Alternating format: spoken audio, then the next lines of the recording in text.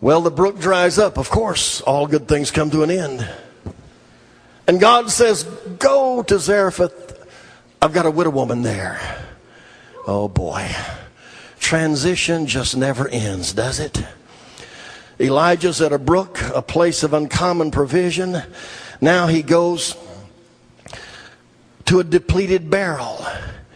He's found a dried up brook. Now he goes to a barrel. The barrel represents uncommon pressure. That woman and her son were under uncommon pressure.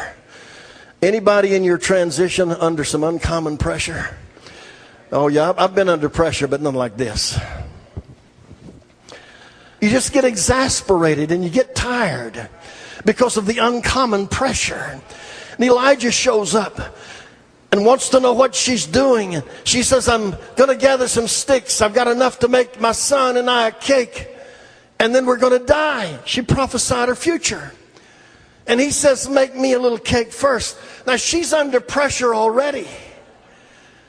Now you got a prophet standing in front of you saying, give me what you were going to get for yourself first. And when he said first, it obviously meant there was going to be a second. But I'm not sure she picked up on that. I wouldn't have picked up on it. But he said, give me a cake first. Now this woman has the responsibility of a son. She's a widow, required special care and special attention under the rules of that day. But here she's confronted with a man of God who says, make me a cake first. Uncommon pressure. I don't know how I'm going to get out from under this pressure. Some of you tonight are sitting here thinking, I don't even know if I should go to church tonight. I've got so much pressure. I ought to just go to bed. How many of you, without raising your hand this time, because cameras are rolling, baby, we got you on record.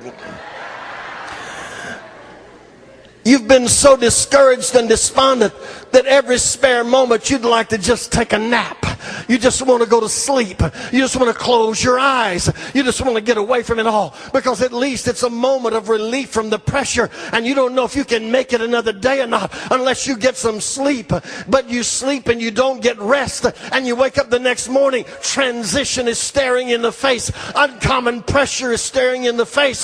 But someday, some way, somehow, you got to say, I'm bigger than this pressure.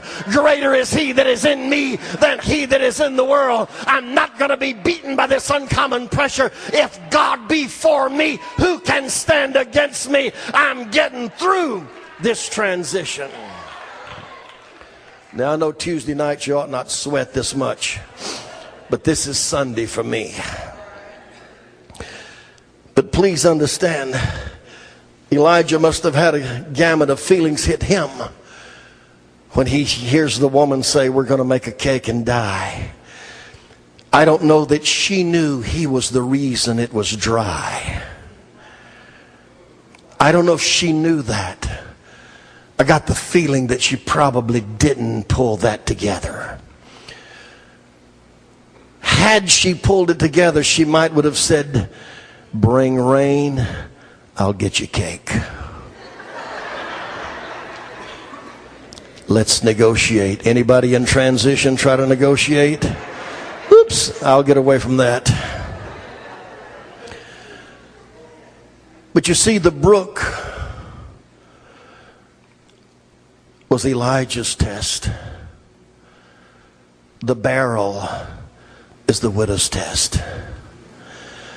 Not only in your transition will you have uncommon pressure, but you will meet people who have uncommon pressure.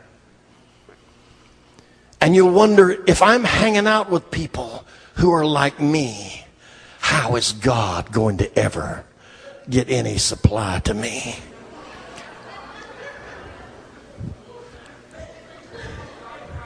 Oh, at this point, it doesn't take a rocket scientist or a prophet to read this crowd. Uncommon pressure. But in the midst of her pressure, she makes an uncommon decision. I'll do what he says, because something in me believes that something in him is telling me the right thing to do. I've said in services before, when preachers asked me to give, and I thought, if you knew what I have left, you wouldn't be asking for me to give. You'd be asking somebody to reach over and just bless him a $5. But there have been days when we had on our best clothes and sat in the best church and did all that we could, and we realized the moment in time was passing. One thing in transition, if you hear me preach about it much, you're going to find this to be true. You have to remain alert. You cannot slumber or sleep during transition, or your exit moment will pass you by and you will be in a prolonged season that could have ended. Israel could have got out of the wilderness in a short amount of time, but they grumbled, they murmured, they complained, and their transition from Egypt to Canaan was a lot longer than it should have been. So you can shorten a season of transition by staying alert and hearing the voice of God. I have to move on. I know you've heard, it's probably okay to say this tonight because nobody will ever look at these DVDs.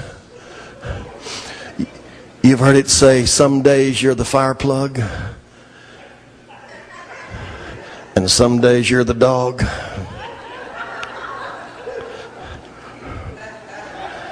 Now, if you tell anybody I said that, I'll deny it. So before I move to my next point, where are you? You could be helping me here. You're just going to let me die by myself. Some days you're Elijah, and some days you're the widow.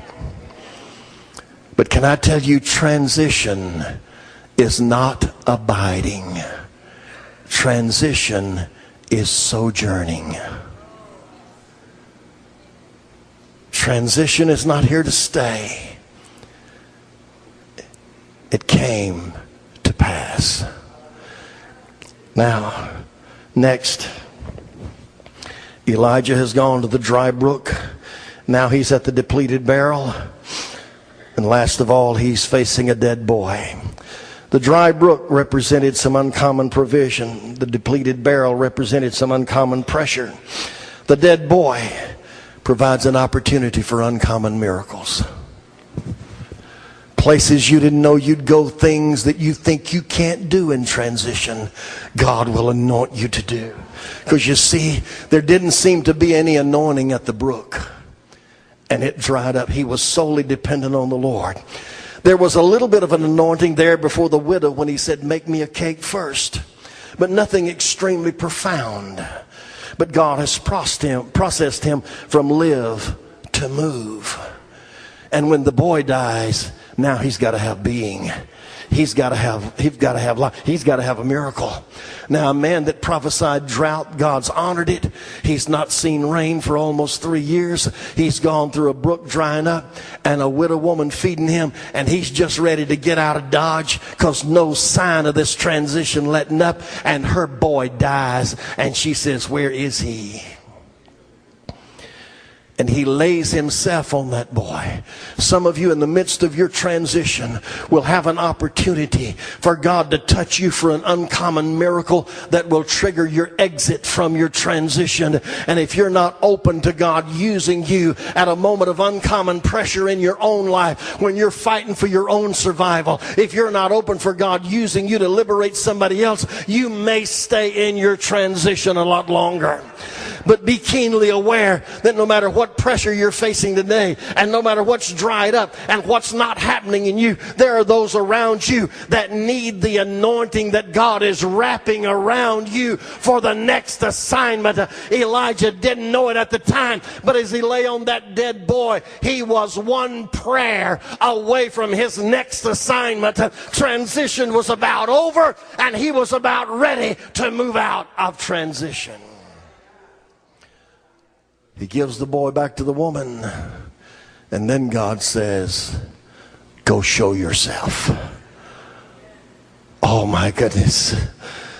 You're in your heart, you're going, yes, that's what I'm waiting on. Go show myself. I'm ready to go show myself. I'm ready for my next assignment. But you got to understand, Elijah's been through 3 years of Brook, Barrel, and boy.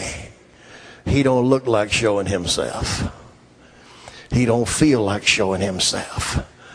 But God says, go back where you started. Go find Ahab.